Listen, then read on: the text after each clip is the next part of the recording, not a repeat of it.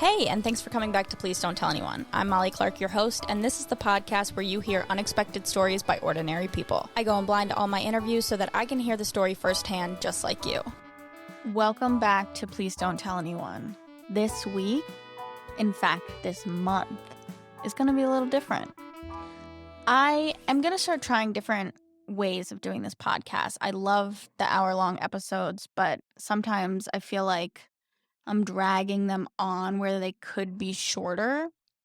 And so I'm not gonna shy away from a good mini episode. And I think with October and it being spooky season and Halloween stories, I'm wondering if people have some mini episodes that they would be down to submit. If you have a scary story, a real one, of course, a haunted story, or something bizarre, unsolved that has happened to you, feel free to submit. As always, you can go to the link in my TikTok bio or link in my Instagram bio. Both are at Please Don't Tell Anyone Pod, or email at Please Don't Tell Anyone Pod at gmail.com, your submission. So I don't know how I'm going to fully do it yet, whether it's going to be the whole month of mini episodes or every other week, or I honestly have no idea, but I want to see how this goes. And today is our first mini spooky story.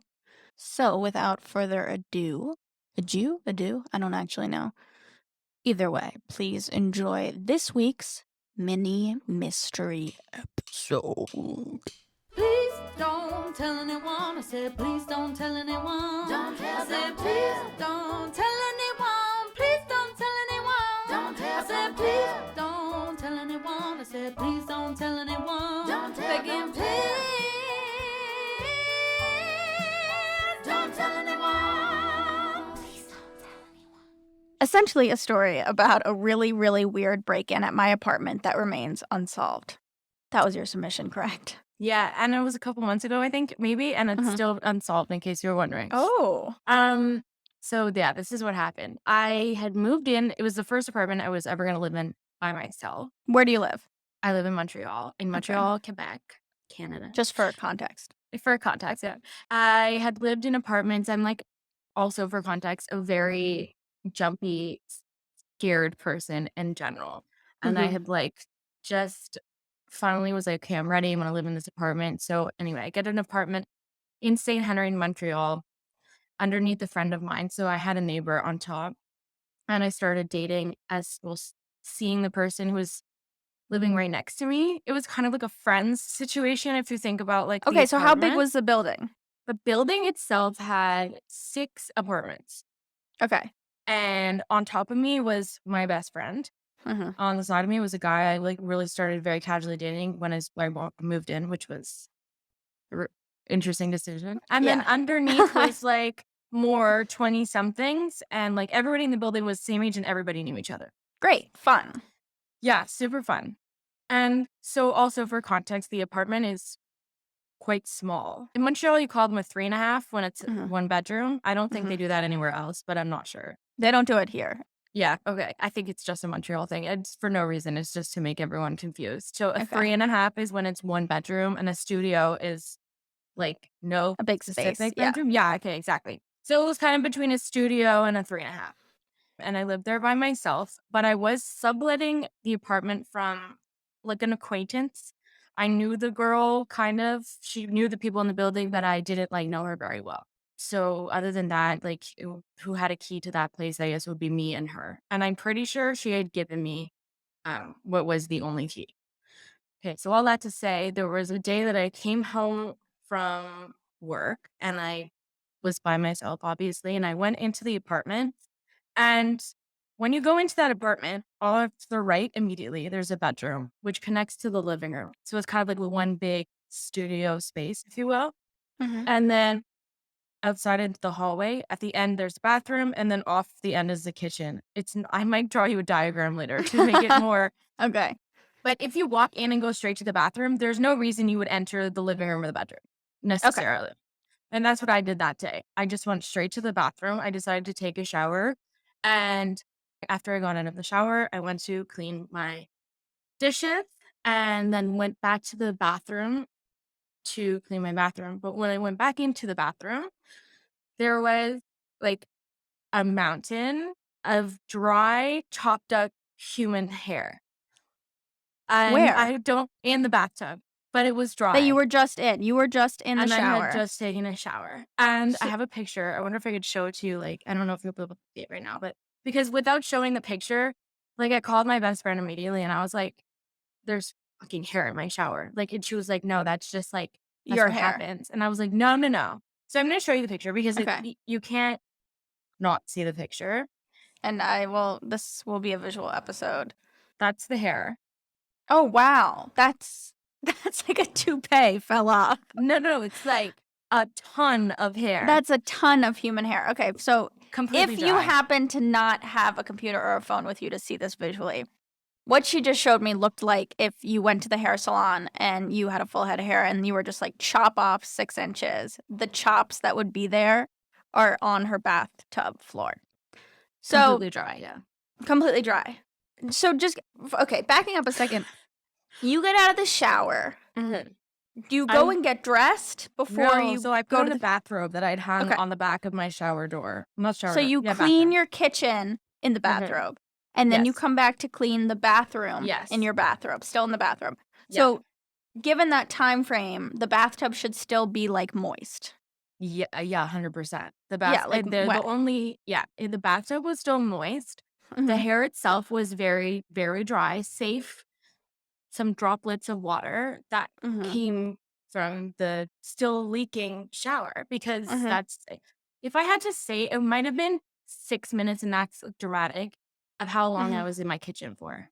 But I didn't go back to the bedroom or the living room area at all in this time, right? So like there was no explanation. Okay, and just to 100% set the record straight, you did not cut your own hair. I before did not getting cut into my the own shower. hair. I did immediately rip the towel off of my head, thinking that I had like a weird, like all my hair Yeah. fell out. Yeah. Which wasn't the case because it wasn't really the same color as my hair. In the time, I had like a balayage kind of situation going on, so it Mhm. was like lighter at the bottom, and Gorge. just just didn't it just didn't look like that. So Got then it. freak out and call my best friend, and she's like, it's just the hair from your bathtub. I'm like, no, it's not. I hung up on her. This was not the one that lived upstairs. But then I did call the one that lived upstairs and immediately kept calling because I was like, I'm not. My first instinct was to run out the door because I was like, I'm not Yeah. alone here, and whatever's here with me wants to. Yeah, I'm like, why are you scare calling me. friends and not? I don't know why I did that because I was like, I needed someone to see it because if no one else saw it, then I was crazy. Did you touch it at that point? I don't think I touched it. Maybe I did. Okay. I don't know because it's gross and creepy, and I'm not like afraid of hair, but in that moment I really was.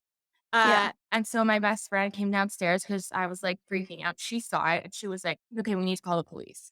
Yeah. So we called the police, and At this point, had you searched your apartment?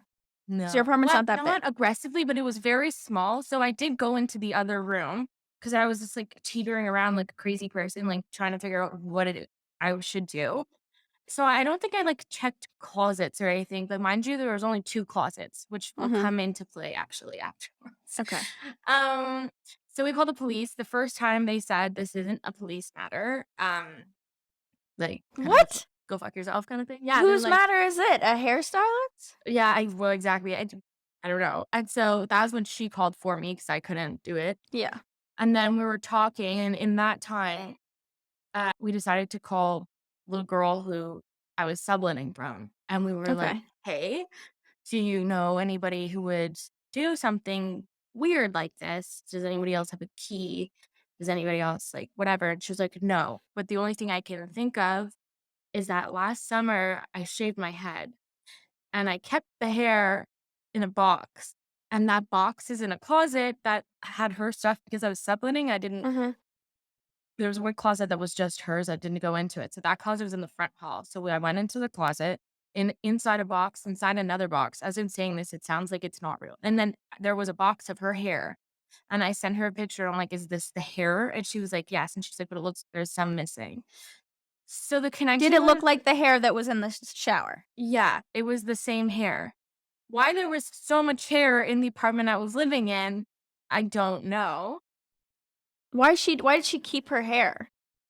I don't know. It wasn't like in the moment. I think she's free-spirited Yeah. kind of gal. She Okay. like, you know, one with Yeah, nature. beats her own drum. I got it. That's how she is. She was like, yeah, whatever, this is my hair, blah, blah, blah. So then the police came finally after that because I called them back and I was like, I'm a woman who lives alone. Someone was in my apartment. The police Good for officer you. came. How He old are you, by the said- way? I'm 27.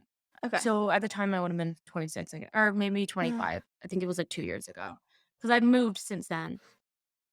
The police gets there and I told him the story and he was like, in my 18 years of being a police officer, I've never seen anything like this, which is just not what you want to hear at all.